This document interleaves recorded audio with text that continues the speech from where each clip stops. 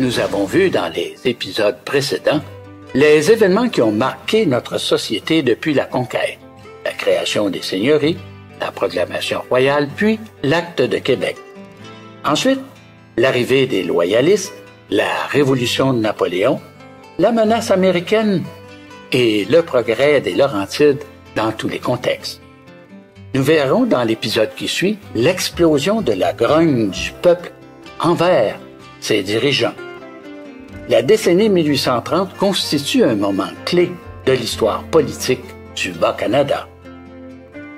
Le saviez-vous que le nom de Parti patriote fut d'abord emprunté à la Révolution américaine, puis à celle de la France en 1830?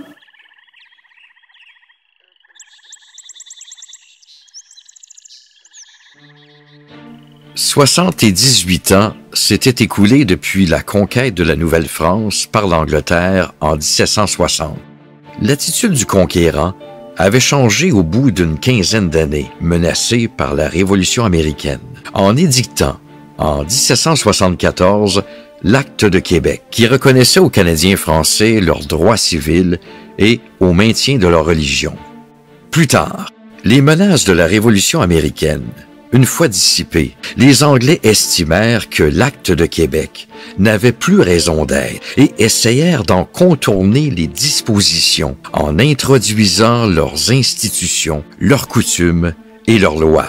Les Canadiens français s'y opposèrent. Croyant résoudre ces différends, le Parlement londonien promulgua l'Acte constitutionnel de 1791, divisant le Canada en deux provinces, permettant ainsi à l'élément anglais d'imposer son empreinte aux Canadiens français. Une lutte s'engagea entre la Chambre d'Assemblée, composée en grande majorité de Canadiens français, et un gouverneur appuyé par un conseil exécutif et un conseil législatif non électif, tous deux à mentalité foncièrement britannique.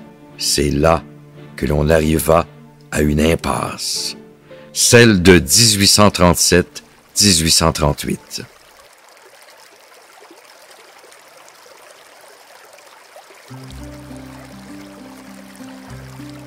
La première élection a eu lieu en 1792. 50 députés sont élus. Chaque vote était fait oralement en public. Or, bien souvent, des fiers à bras vont intimider les électeurs pour influencer leur choix, souvent en présence des candidats et de leurs partisans. On peut imaginer quel type d'atmosphère désagréable. Il n'y a qu'un seul bureau de scrutin par circonscription. Au tournant du 19e siècle, il n'existait pas de parti politique. Toutefois, des députés commencent à s'unir autour de leurs racines linguistiques et culturelles, particulièrement les Britanniques et les Canadiens français. Le Parti canadien, qui est issu d'une alliance de députés canadiens-français, est à l'origine de la création d'un groupe partisan. La députation se faisant plus jeune et qui exerçait des professions libérales, le Parti canadien commença à adopter une attitude politique plus libérale et réformiste. Son principal adversaire à l'Assemblée législative élue est un groupe appelé English Party. Ce parti est aussi connu sous le nom de Parti britannique ou Parti Tory. Ce parti regroupe principalement des commerçants britanniques de Montréal et de Québec.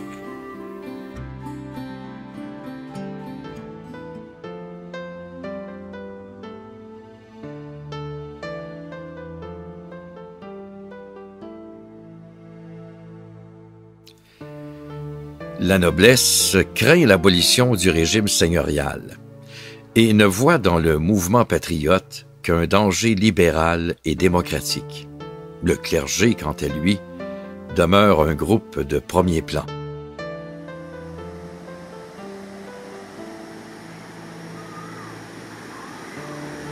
Les seigneurs étaient vraiment très importants et avaient une mainmise vraiment prépondérante sur la région, principalement dans la rivière du Chêne. Eustache Nicolas Lambert-Dumont, politiquement parlant, était opposé complètement aux vues libérales et réformistes de groupe mené par le docteur Jacques Labrie dans les années 1820, début 1830. Donc non seulement était seigneur, mais aussi était député du comté. Et en plus de ça, c'est un personnage qui, disons, économiquement parlant, touchait à tout, puis il touchait tellement à tout, il était tellement endetté que c'est un personnage qui a eu beaucoup de problèmes avec l'argent, conséquemment avec ses proches même dans sa propre famille. Et ça l'a amené à avoir des conflits avec la petite bourgeoisie locale, professionnelle à Saint-Eustache.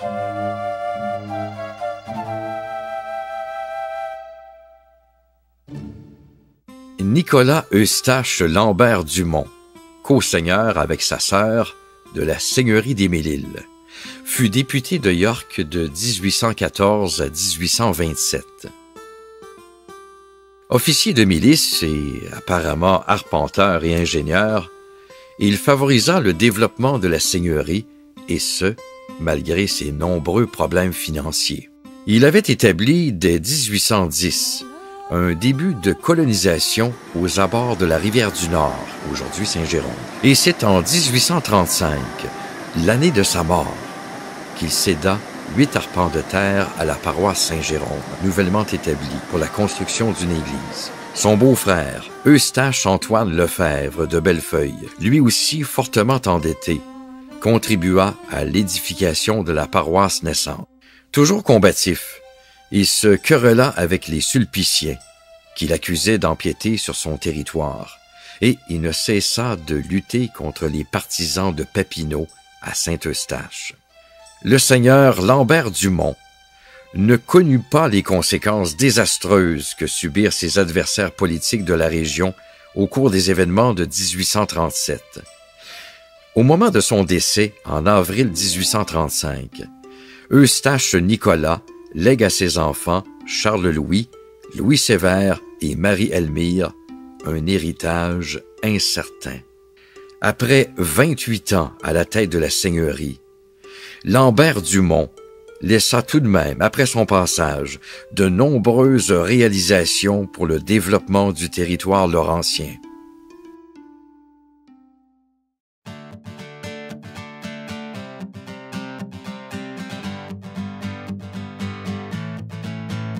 Janvier Donteil-Lacroix, avocat, officier de milice, seigneur et homme politique, seul titulaire de la seigneurie de Blainville, cherche par tous les moyens à accroître la rentabilité de son fief. Ces pratiques, d'ailleurs, sont celles de la plupart des seigneurs de l'époque. Refus de concéder des terres pour en tirer de meilleurs bénéfices, achat de terres pour les revendre à profit et émission de titres nouveaux.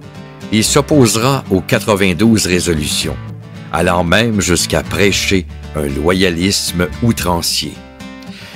Le souvenir qu'il nous a laissé comme seigneur de Blainville, c'est celui d'un homme âpre au gain qui aura tout sacrifié pour s'enrichir. En somme, la collectivité ne lui doit que le nom de la paroisse, soit Saint-Janvier, qui remplaça en 1845 l'appellation populaire de Pays-Fin. Janvier Donteil-Lacroix vendut sa seigneurie à George Henry Monk le 26 juillet 1846.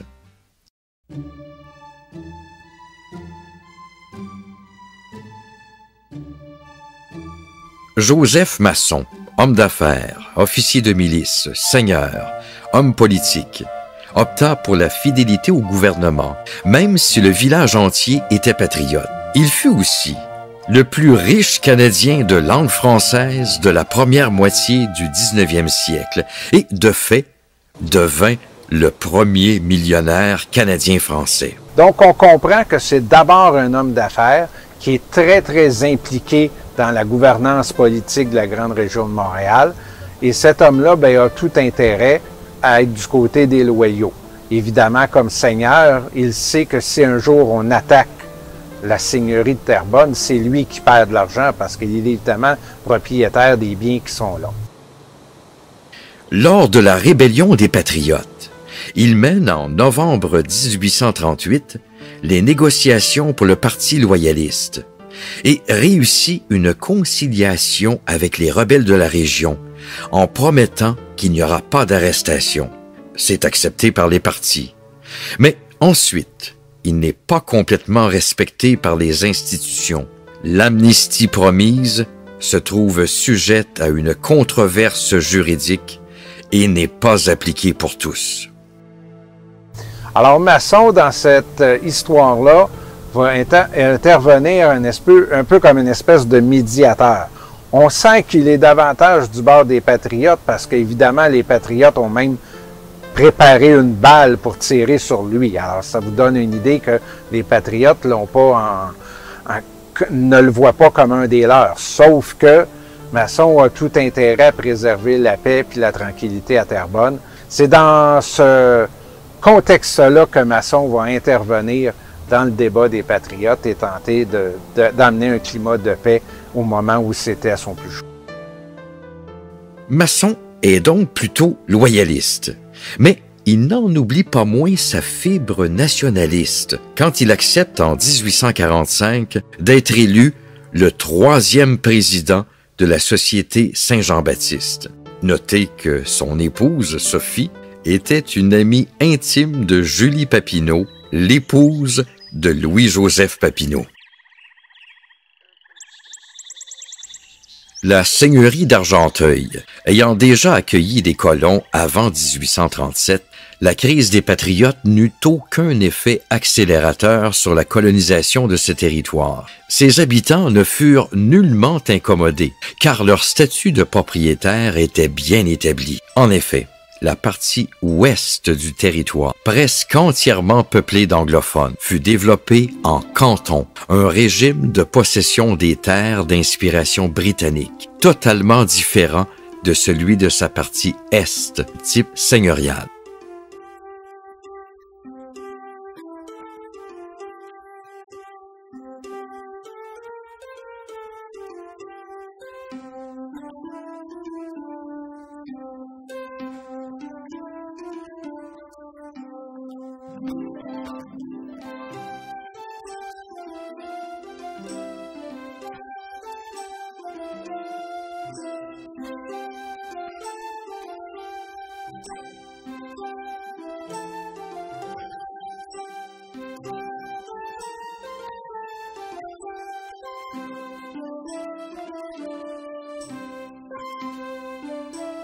Les colons n'étaient pas des censitaires, mais bien des propriétaires de leurs terres. En cela, l'organisation de ce territoire se distinguait complètement du reste des Laurentides. Dernier seigneur d'Argenteuil, Charles Christopher Johnson, un soldat britannique, a hérité de la seigneurie d'Argenteuil de son père en 1830. Ce que nous retenons de sa gestion, c'est le refus en 1834 de renouveler le bail de James Brown pour sa papeterie de St. Andrews, Saint-André, ce qui entraîna sa fermeture. La fabrique de Saint-André-Est fut la première et pendant longtemps la seule entreprise papetière au Canada, le précurseur des usines de pâte et papier d'aujourd'hui.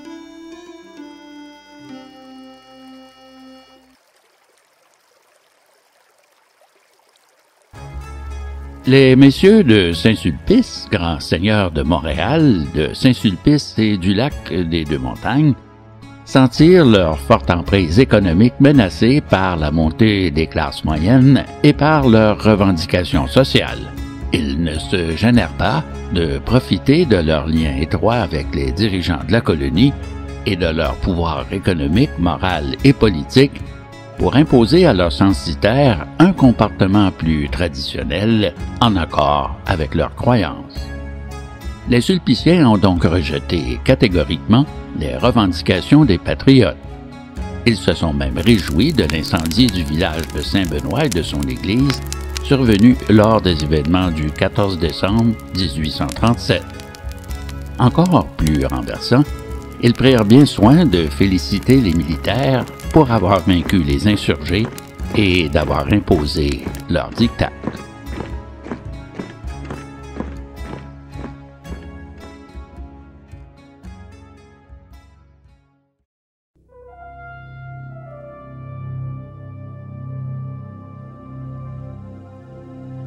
Louis-Joseph Papineau, né le 7 octobre 1786 à Montréal, l'année de la fondation de la brasserie Molson, est le fils de Joseph Papineau, notaire et politicien. Il avait 6 ans lorsque son père acheta la seigneurie de la Petite Nation au séminaire de Québec. En 1802, il étudia au Collège Saint-Raphaël, dirigé par les Sulpiciens de Montréal, puis au Petit Séminaire de Québec, ayant comme compagnon d'études Jacques Labrie.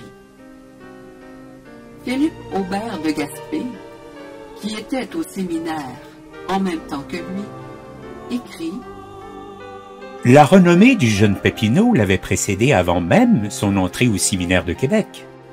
Il compléta ses études en droit en 1810. Mais il délaissa quelque peu la pratique du droit pour s'impliquer en politique.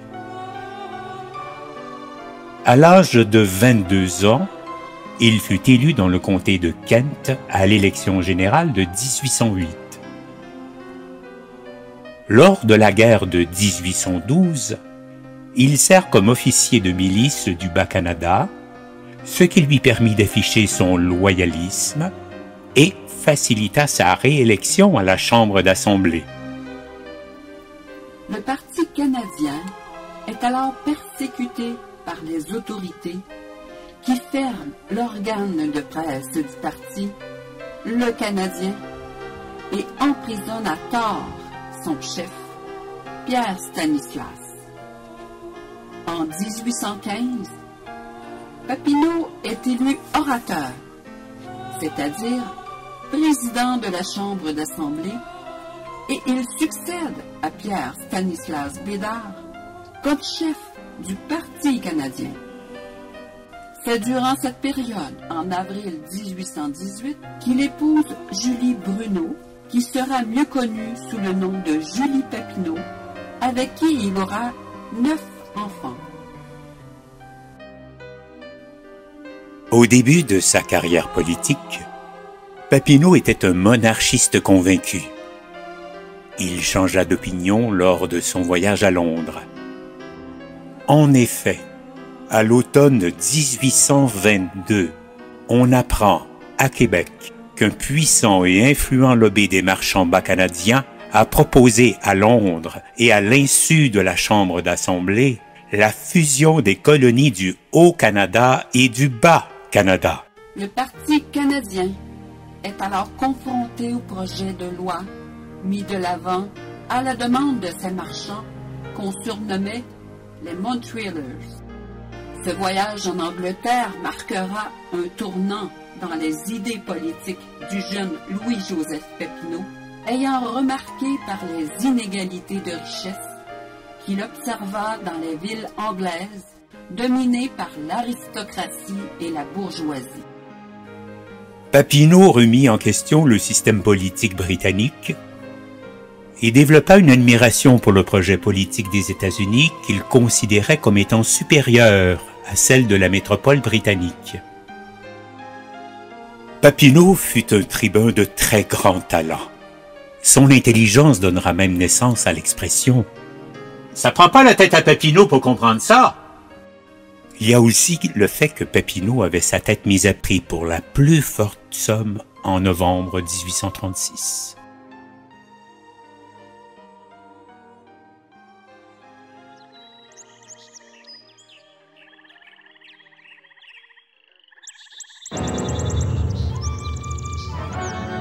À l'automne de 1822, on apprend à Québec qu'un puissant lobby colonial parraine un projet de loi en ce sens à la Chambre des communes à Londres. L'opposition anti-unioniste, composée de seigneurs, de réformistes et de membres du clergé canadien, s'organise. Papineau harangue les foules.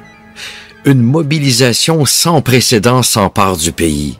Des assemblées locales votent des résolutions et signent des pétitions qui totalisent 60 000 noms. Papineau et Nelson présentèrent cette pétition à Londres et le projet de fusion fut rejeté. La menace d'une union des deux Canada est écartée, momentanément du moins. Les deux reviennent au Canada en héros. Cette importante victoire pour le Parti canadien renforça davantage le parti comme étant la voix et le défenseur de la nation canadienne-française. En juin 1824, le gouverneur d'Alousie se rend à son tour en Grande-Bretagne pour des affaires personnelles et pour convaincre le gouvernement britannique de reconsidérer la question de l'Union comme solution pour régler la crise endémique au Bas-Canada.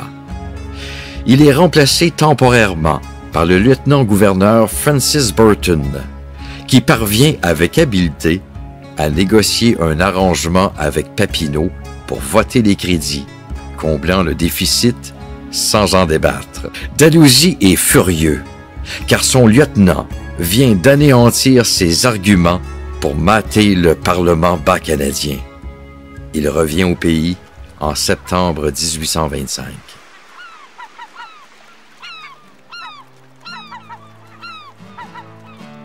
Georges Ramsay, 9e comte de Dalhousie, gouverneur en chef du Bas-Canada entre 1820 et 1828, n'a pas laissé le meilleur des souvenirs parmi les Canadiens de son époque. En 1827, 87 000 d'entre eux ont appuyé une pétition désapprouvant sa politique et réclamant son rappel. Ce gouverneur donnait l'image d'un militaire intraitable qui braquait l'administration coloniale britannique contre les volontés populaires des Canadiens et de leurs représentants à la Chambre d'Assemblée. 10 ans plus tard, le 13 mars 1837, à quelques mois de l'insurrection, le journal montréalais La Minerve annonçait par erreur son décès et ajoutait en épitaphe ce dur commentaire. Il a, en sa qualité de gouverneur en chef, tyrannisé le pays depuis 1820 jusqu'en octobre 1828. Cet homme fut despote, mais ni imbécile ni hypocrite. Et comme il n'y a pas de mal qui soit accompagné d'un bien quelconque, nous dirons que ces actes arbitraires ont fait un grand bien dans le pays en forçant les gens de veiller sans relâche à leur liberté, droits et privilèges.